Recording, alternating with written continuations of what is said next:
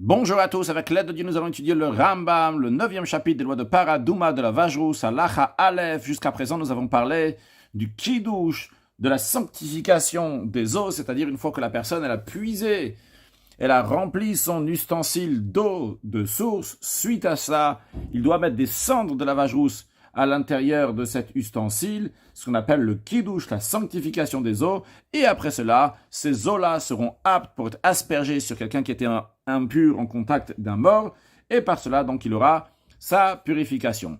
La question, elle est, on n'a pas encore discuté, comment se passe cette sanctification? Le Rambam nous dit, comment on procède à la sanctification de ces eaux en mettant les cendres de la vache rousse dans les eaux? Notenetamaim, la réponse elle est, qui met les eaux chez Nitzmal qui ont été remplies les Shem Mechatat, avec l'intention donc d'être remplies pour des eaux qui plus tard vont être utilisées pour d'autres d'aspersion qui les avaient mis bikli dans un ustensile. Venoten efer apneamaim, il met des cendres sur la surface de l'eau.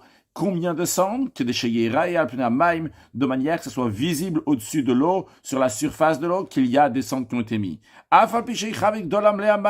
Même si c'est un grand tonneau qui est rempli d'eau, c'est suffisant qu'ils mettent cette quantité d'eau qui va être sur la surface, qui va être cette quantité de cendres qui va être sur la surface de l'eau, ou mais arevakol, une fois que c'est dessus, après, il va mélanger toute l'eau avec les cendres qu'il y a à la surface. Si d'abord il a mis les cendres, et après qu'il a mis les cendres dans le récipient, après cela, il a mis l'eau, pas sale, il a disqualifié. En effet, la Torah, elle dit qu'il va mettre de l'eau sur l'ustensile, et on apprend de là que sur l'ustensile, c'est-à-dire que d'abord il met l'eau dans l'ustensile, et après seulement, il va mettre la cendre. A priori, un autre verset dans la Torah, la Torah dit, une fois qu'il y a les cendres, sur les cendres, on va mettre de l'eau vive, donc on va mettre des eaux de source sur les cendres a priori, c'est-à-dire qu'on met d'abord les cendres dans l'ustensile et après seulement les eaux. Le Rambam nous dit, non, ce n'est pas ça l'explication. La raison pourquoi la Torah, elle dit, tu vas mettre de l'eau dessus, c'est que c'est une fois que on a mis les cendres sur la surface de l'eau, après il faut mélanger ces cendres-là de manière donc que l'eau va être au-dessus des cendres qui ont été mises sur la surface de l'eau. Halacha bet, hamekadesh, celui qui sanctifie les autres, c'est-à-dire kaven, il faut qu'il ait l'intention, se concentre ce qu'il est en train de faire.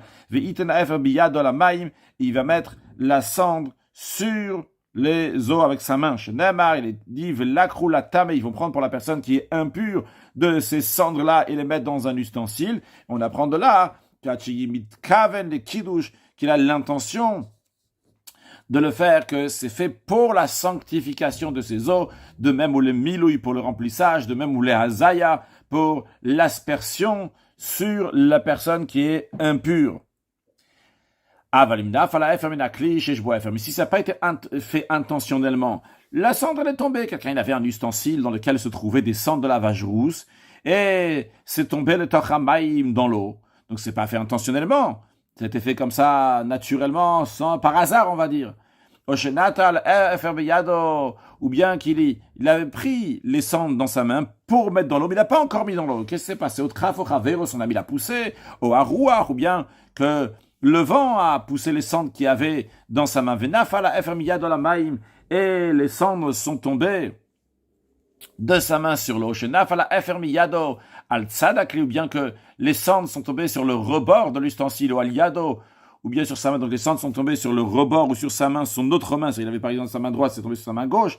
Mais après c'est tombé tout seul, sans qu'on les met spécialement sur l'eau, mais c'est arrivé finalement dans l'eau. Vu que ça n'a pas été fait intentionnellement, à Rézé Pasoul, l'eau est invalide. Halacha Gimel, Kiddush Pachot, Migde Azaya. S'il a sanctifié moins que de quoi asperger. La quantité pour asperger, ça doit être de quoi, qu'on a la possibilité de mettre les feuilles, les branches d'hysope dans ses eaux et asperger.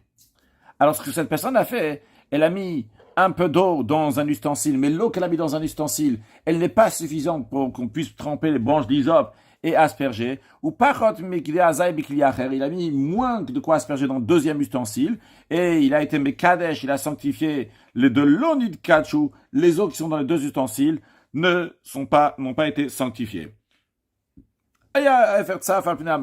si la cendre flottait sur la surface de l'eau, imaginons, je vais exagérer, mais je vais dire par exemple qu'il y a 1 centimètre de cendre au-dessus de l'eau. Peut-être c'est pas une exagération, je ne sais pas combien de cendre peut flotter sur l'eau, mais imaginons en tous les cas, donc c'était 1 centimètre. Qu'est-ce que lui il a fait? Il a pris un demi-centimètre des cendres et il les a enlevés. Donc il a rassemblé un demi-centimètre, mais ça n'avait pas encore touché l'eau. C'était au-dessus, c'était sur la surface de l'eau, mais il y avait un demi-centimètre qui était vraiment collé à l'eau, c'est-à-dire en contact avec l'eau, et le demi-centimètre du dessus, donc qui est à l'air, qui n'est pas en contact de l'eau, il a pris ce demi-centimètre qui est au-dessus. Et avec ce demi-centimètre de cendre qu'il a pris qui est au-dessus, il a sanctifié des autres eaux. Le Mukudashim, les autres eaux sont sanctifiées. Mais, toute la partie qui a touché de l'eau, c'est pas ce qu'on a parlé dans le demi-centimètre qui est à l'air. On parle de demi-centimètre donc qui a touché l'eau. Avec ça, tu ne peux pas reprendre ces cendres-là et sanctifier d'autres eaux. Même s'il a séché, c'est-à-dire qu'il a pris les cendres qui étaient déjà en contact de l'eau, il les a séchées, maintenant il ne peut pas utiliser à nouveau ces cendres-là pour une autre sanctification, même s'il les a séchées. Même si c'est pas lui qui a mis ces cendres-là sur l'eau, c'est le vent qui a soufflé. Il a mis ces cendres-là sur l'eau, donc c'était pas lui qui les a mis. Et lui, maintenant, il veut les enlever, les sécher pour les mettre ailleurs. Et il ne peut pas les sécher et faire un kiddush dans d'autres eaux. Halacha dalet. Kli katan shaya betor kli gadol. S'il y avait un petit ustensile dans un grand ustensile, donc il y a un grand ustensile dans le grand ustensile, il y a un petit ustensile. Vemleim maim. Et les deux sont remplis d'eau. Le grand ustensile, aussi le petit ustensile qui est à l'intérieur. Vamaim oravim. Les eaux qui sont dans les deux ustensiles sont mélangées. Eh bien, du moment où il a mis de la cendre dans l'eau qui est dans le grand ustensile, tous les eaux qui sont dans le petit ustensile, eux aussi sont sanctifiés. Même si l'ouverture de petit ustensile qui était dans le grand ustensile, l'ouverture était très étroite, il n'y a pas de la cendre qui est rentrée dans le petit ustensile. Quand même, c'est Mekudash, l'eau qui est à l'intérieur est sanctifiée. Sharia Maim Kulamoraim, parce que tous les eaux qui sont dans le petit ustensile sont mélangées avec ceux qui sont dans le grand ustensile. Et le grand ustensile, donc, a reçu des cendres de lavage rousse. Alakahe, Ayasfok Betochamaim, s'il y avait une éponge dans l'eau, au moment où il a mis les cendres. Les eaux qui sont dans l'éponge sont invalides. Pourquoi? Parce qu'ils ne sont pas dans un ustensile. La Torah, elle dit que les cendres vont être mises dans de l'eau qui est dans un ustensile. Ces eaux-là ne sont pas dans un ustensile, ces eaux-là sont dans l'éponge. Comment il va faire maintenant si ça a déjà été fait? C'est-à-dire qu'il avait un ustensile avec une éponge à l'intérieur, il a mis de l'eau, et il a mis les cendres au-dessus de l'eau. Et maintenant, donc, il y a une éponge qui est à l'intérieur avec de l'eau. Eh bien, ce qu'il va faire pour pouvoir utiliser tous ces eaux-là, il va renverser toute l'eau qui est dans cet ustensile, que l'eau a été sanctifiée là-bas, jusqu'à qu'il arrive à l'éponge qui est en bas de l'ustensile. Il ne faut pas qu'il touche l'éponge.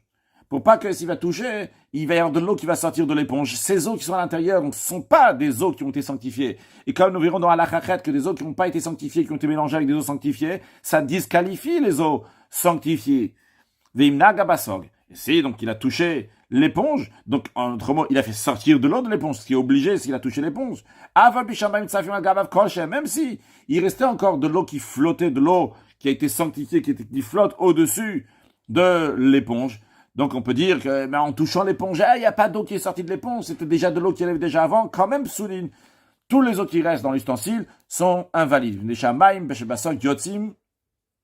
Parce que les eaux qui sont dans l'éponge, ils sortent, ou ils se mélangent dans les eaux qui sont cachères. Donc, si quelqu'un, il a rempli d'eau un ustensile, il y avait une éponge en bas, et il a mis de la cendre dessus, du moment où il touche l'éponge, eh bien, toute l'eau qui est à l'intérieur de cet ustensile-là est invalide.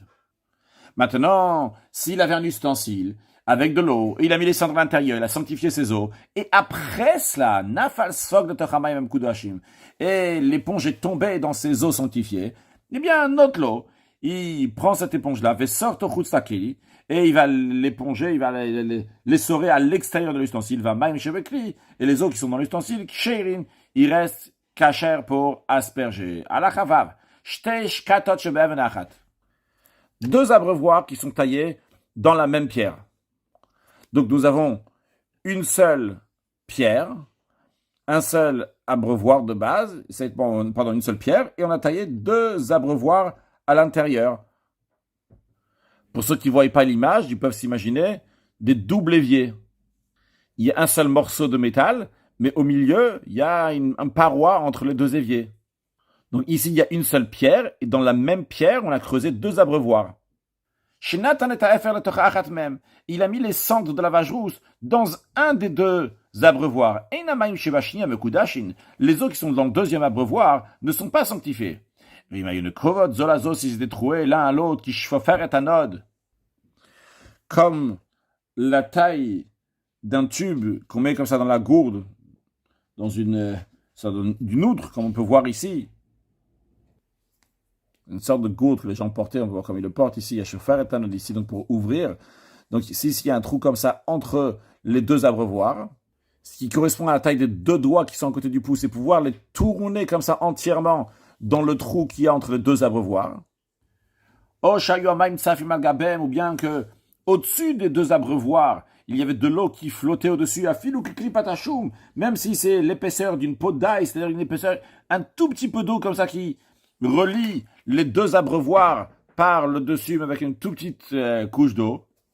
Dans ces cas-là, il a mis de la cendre dans un des deux abreuvoirs. Alors, vu qu'il y a un lien, donc, ou bien par le trou qu'il y a entre les deux, ou bien par l'eau qui est au-dessus, et il a mis, même s'il avait de la cendre seulement dans un seul, eh bien, les eaux qui sont dans le deuxième abreuvoir aussi sont sanctifiées. S'il a pris deux pierres et les a juste à poser l'une à côté de l'autre. Et il en a fait un abreuvoir. On peut voir ici, il a pris une pierre, il a pris une deuxième pierre. Au milieu, il y a un trou, donc il y a un abreuvoir qui se fait au milieu de ces deux pierres. Ou bien, de même, s'il a pris deux pétrins, de manière qu'il a formé un récipient en les mettant l'un à côté de l'autre. De même, un abreuvoir qui s'est coupé en deux. Et il y a de l'eau dans ces ustensiles. De l'eau, évidemment, qui a été remplie pour être sanctifié par les eaux de la vache rousse. Et il a mis de la cendre dans une partie du pétrin, ou bien dans une partie de cette pierre-là, ou bien dans une partie de l'abreuvoir. Eh bien, les eaux qui sont entre les deux, à l'endroit de la fissure qui a été rattachée, et comme on verra dans la suite, ils ont été rattachés par des moyens qui sont bien pour être rattachés, mais tant que ça reste là. Mais si on va soulever ce morceau-là, eh bien l'autre morceau va rester sur le sol, parce qu'ils ne sont pas vraiment rattachés assez fort. C'est la raison pour laquelle, imaginons par exemple, il a mis des cendres dans cette partie-là. Eh bien, cette partie-là, l'eau qui est au milieu, l'endroit de la fissure, l'endroit où ils sont en train de se raccorder, l'eau n'est pas sanctifiée. Et donc, automatiquement, l'eau qui est de l'autre côté aussi n'est pas sanctifiée. Non, ou bien, maintenant, s'il les a rattachés, donc ces deux parties-là, avec de la chaux ou avec du gypse, donc ça fait en conséquence qu'il peut saisir les deux parties comme une seule. Ça va pas se couper en deux. S'il va saisir un côté, donc ça va prendre aussi l'autre côté. Les deux vont pouvoir, on peut les soulever ensemble. Dans ces cas-là, les eaux qui sont entre les deux parties sont sanctifiées. Et donc, en autre mot, les deux côtés, toute l'eau qui est là-bas est sanctifiée. Quand je dis toute l'eau qui est là-bas, aussi bien du côté droit que aussi bien du côté gauche. Des eaux qui ont été sanctifiées. Et après ça, il y a d'autres eaux qui ne sont pas sanctifiées, qui ont été mélangées. Kol shou, même si c'est une quantité minime. Et même si cette quantité minime d'eau qui s'est mélangée avec les eaux sanctifiées, c'était pas juste de l'eau ordinaire, c'est de l'eau de source qui est destinée pour qu'on va mettre des cendres de la vache rousse plus tard à l'intérieur. Quand même, ces eaux qui sont déjà sanctifiées, dans lesquelles on a mis d'autres eaux, solim, ils sont invalides. De même, s'il y a de la rosée qui est tombée dans ces eaux qui étaient déjà sanctifiées, ces eaux-là sont invalides, parce qu'il y a d'autres eaux qui ne sont pas sanctifiées, qui sont mélangées avec ces eaux sanctifiées. Si dans ces eaux-là sanctifiées, il y a des liquides qui sont tombés. Quand on dit qu'ils sont tombés, c'est des liquides. On parle donc du liquide, des 7 liquides, donc du vin, du miel, de l'huile, du lait, de la rosée, du sang et de l'eau, qui sont tombés à l'intérieur, ou peirot, ou bien que ce soit des eaux, des jus de fruits, yehar et akol. Il doit tout renverser. C'est-à-dire ici, on n'est pas en train de parler de l'eau. Dans la première partie de la chachet, on est en train de parler de l'eau. Dans la deuxième partie de la chachet, on est en train de parler de l'ustensile en lui-même. Qu'est-ce que ça veut dire l'ustensile en lui-même? L'ustensile doit être sec avant de réceptionner les eaux de source pour qu'on va mettre les cendres à l'intérieur. Parce qu'il faut qu'il n'y a que de l'eau de source. Et dans ça, on va mettre des cendres, non pas d'autre chose qu'une eau de source. Donc, si dans l'ustensile est tombé donc d'autres liquides qui ne sont pas des eaux de source, eh bien, il a tout renversé ce qu'il y a dans cet ustensile. Après ça, il doit aussi sécher à clé l'ustensile, donc de ce qui reste de ces liquides. Après, à nouveau, il va mettre des eaux de source à l'intérieur une fois que l'ustensile a bien été séché. Maintenant, si c'est de l'encre qui est tombée dans cet ustensile, ou bien kumus, vekankan, tos, ce sont deux sortes de vitrioles, des sels métalliques, quand ils ont une teinte noire lorsqu'on les met en contact avec de la noix de Galles. Le kumus, il vient à base de la rouillure du fer, et le kalkantos, c'est lorsque la couleur, elle vient du soufre du fer. En tout cas, le principe, donc n'importe quelle chose qui fait une couleur donc qui va être marquée dans l'eau sur l'ustensile. Et bien dans ce cas-là, ce qu'il doit faire pour pouvoir à nouveau mettre de l'eau de source pour sanctifier ces eaux-là dans cet ustensile-là, ça suffit juste de yehar et uniquement de déverser l'eau qui est à l'intérieur. Il n'a pas besoin de sécher. Pourquoi il n'a pas besoin de sécher?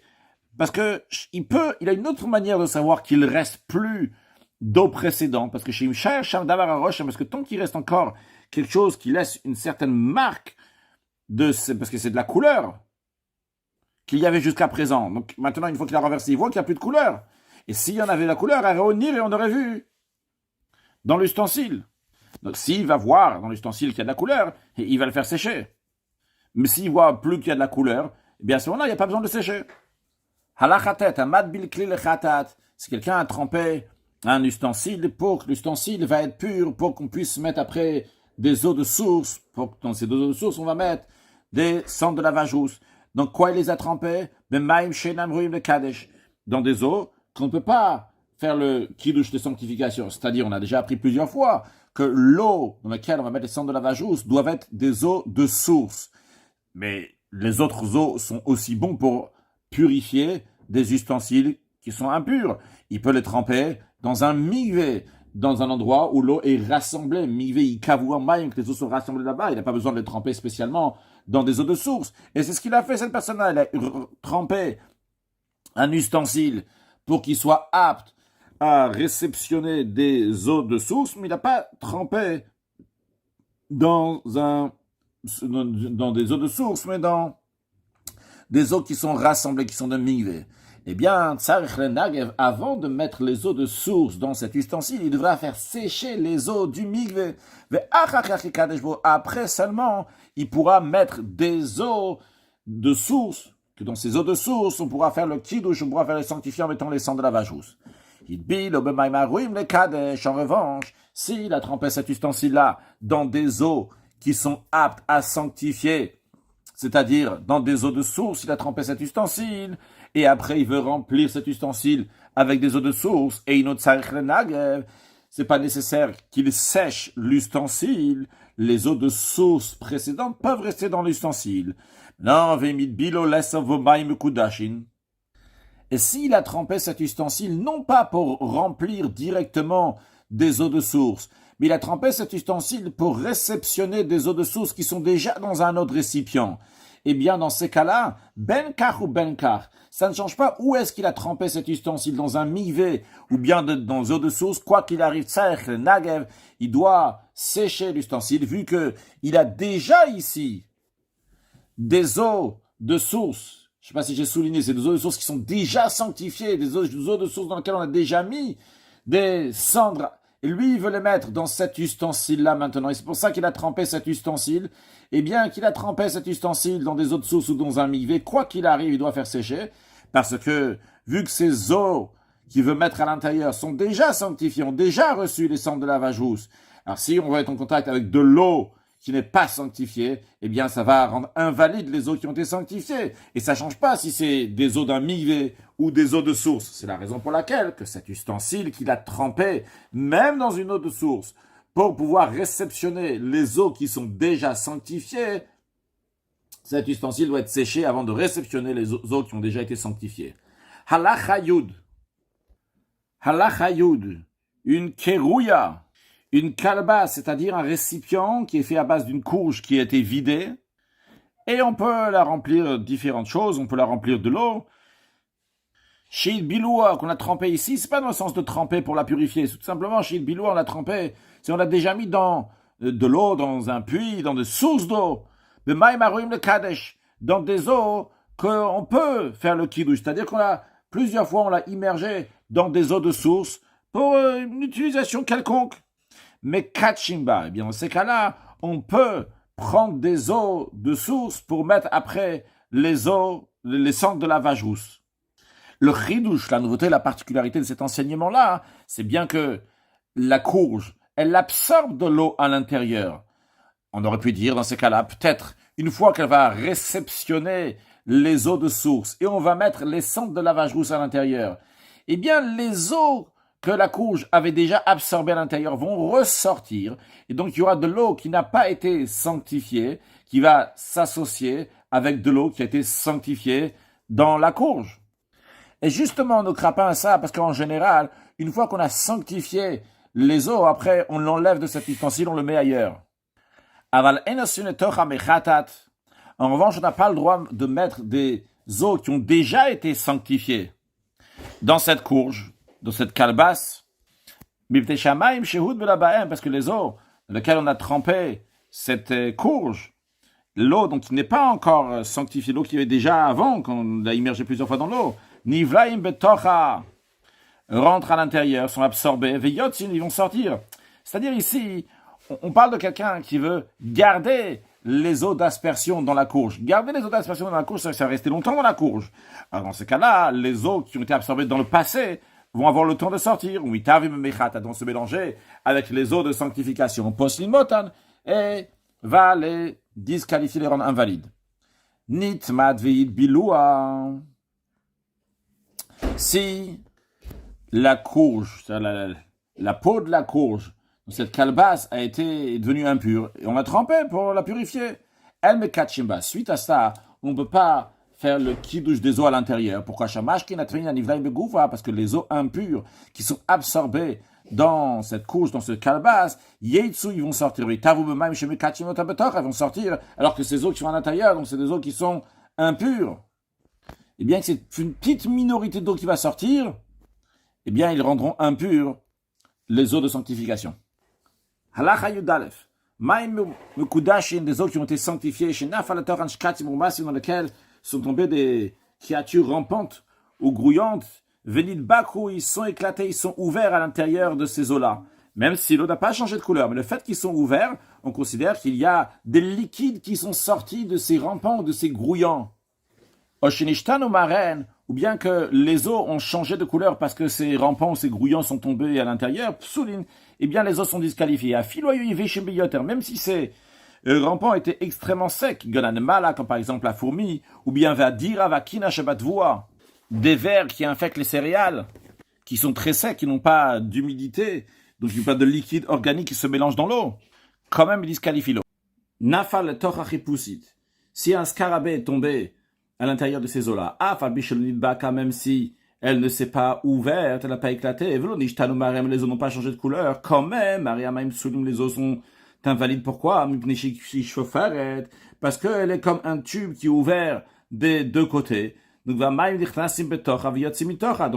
l'eau rentre à l'intérieur du scarabée et ressort aussi donc de l'autre côté. Et en même temps, quand ça passe, ça prend Imalech Hasheba aussi avec ces liquides organiques. Halacha Yudbet.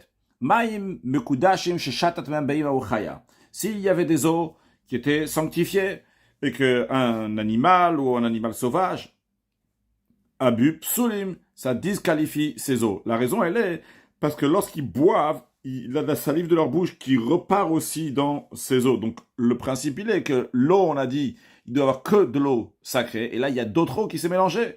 Vechen kol ha'ofot, il en est de même aussi pour tous les oiseaux qui ont bu des eaux sanctifiées.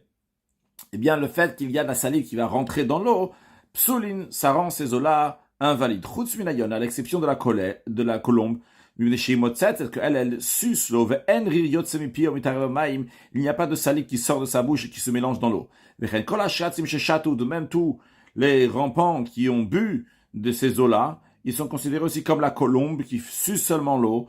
Et donc, Einam Poslim, et il ne disqualifie pas, il ne rend pas invalide l'eau. À l'exception de la belette, parce qu'elle lèche avec sa langue l'eau. Donc, automatiquement, le fait qu'elle lèche avec sa langue, donc c'est pas juste sucer, il y a sa langue aussi, donc, il y avait de la salive, donc automatiquement c'est rentré dans ces eaux-là. Donc il se trouve qu'à travers ce léchage, il y a de l'eau qui sort de la bouche de la belette et qui va dans ces eaux-là et les rend invalides.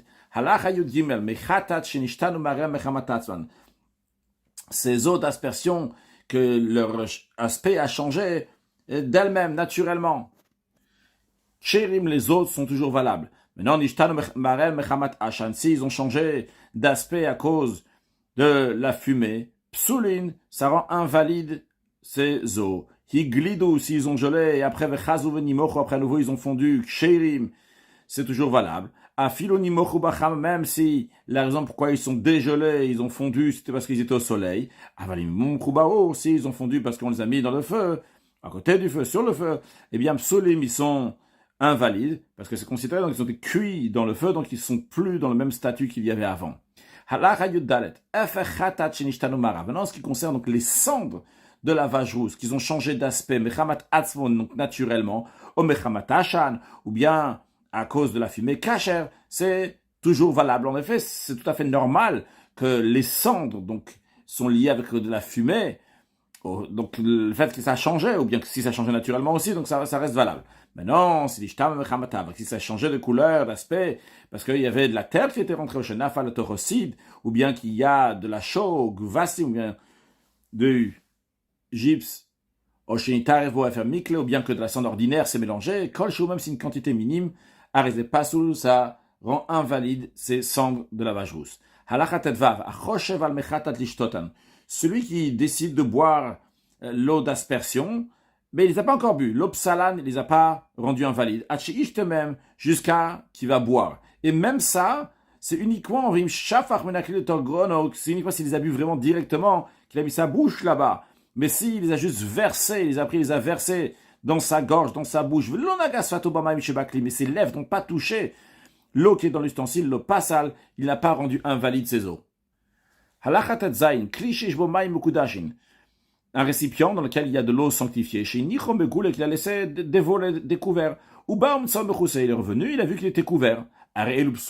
Ces eaux-là sont invalides pour asperger la personne impure. Pourquoi? Parce que peut-être c'est quelqu'un qui n'était pas pur pour le khatat, donc il n'avait pas la pureté qu'il fallait pour ces eaux-là d'aspersion. Nagabem qui les a touchés, donc il les a rendus impurs. Parce que si c'était découvert, maintenant c'est couvert, qui s'est ouvert, et c'est sûr et certain que c'est un être humain qui est venu et qui a recouvert, c'est pas un animal. Si il a laissé couvert, ou pas, il est revenu et il a vu que l'ustensile est découvert. Alors ça peut être aussi par un animal. Si la belette peut en boire, quand on dit que la belette peut en boire, c'est-à-dire que c'était pas accroché comme ça sur il y a un fil qui sort du plafond et qu'il y a le récipient à l'intérieur, c'était posé quelque part, donc un animal peut boire. Chez Yarad, l'otal balayla, ou bien encore un cas avant de voir la halakha, qu'il y avait cet ustensile-là et il y a de la rosée, donc qui est tombée, qui est rentrée aussi dans cet ustensile-là, c'était sous le ciel, il y avait la rosée, eh bien, psoulin, les eaux sont invalides. Non, ve'imlav, et sinon, c'est-à-dire que c'est dans une position que la belette ne peut pas en boire, et il n'y a pas de rosée qui est tombée pendant la nuit, chérim, les eaux sont valables. Ah, et a priori, il a laissé recouvert, maintenant c'est découvert. Quand même, c'est valable. Pourquoi? Ici, nous avons deux doutes. On a un premier saf avec un premier doute, Est-ce que c'est Adam Gila ou est-ce que c'est un être humain qui l'a dévoilé ou peut-être, ou peut-être donc c'est un animal, une bête sauvage, ou un rampant qui l'a dévoilé. Si c'est un animal ou une bête sauvage, ça n'a pas rendu impur. Même si tu vas dire que c'était un être humain qui l'a dévoilé et non pas un animal, parce que peut-être il était pur pour ces eaux-là avec la vache rousse, donc il était pur. Au Enotar, peut-être il n'est pas pur, donc on a un double doute. Vu qu'on a un double doute, c'est la raison pour laquelle on va, d'après la majorité, que sûrement c'est pur. L'état, mais quelqu'un qui donne de l'argent qui était sanctifié, de l'eau qui était sanctifiée, ou bien de l'eau qui était remplie donc pour être sanctifié, et il n'a pas encore été sanctifié, il a donné l'état à quelqu'un qui est impur, les champs pour le garder pour pas que ça devienne impur. Ces eaux-là deviennent invalides. Le fait que c'est gardé chez quelqu'un qui est impur, eh bien ça rend ces eaux impures. Deux personnes qui gardaient les eaux, même un des deux est devenu impur. Les autres sont toujours valables, parce qu'ils sont dans la possession du deuxième gardien qui est encore pur. Maintenant, une fois que le premier est redevenu pur, il est revenu garder avec le deuxième, le deuxième est devenu impur. C'est toujours Kshérim, les autres sont toujours valables. Pourquoi parce qu'ils sont encore dans la possession du premier, que lui maintenant il est pur. Mais non, si les deux étaient impurs au même moment, simultanément, les autres sont invalides. Un mot de Chassidut, il dit que quand Mashiach va venir, qu'on va asperger sur vous des eaux de pureté, vous allez être purifiés. Mais c'est expliqué que ça, c'est que le peuple juif va être purifié. Mais il y a une deuxième étape plus tard, lorsque que Dieu va enlever carrément toute l'impureté du monde, qui va purifier cette impureté, dans la deuxième étape, lors de la venue de Mashiach, très prochainement, une excellente journée.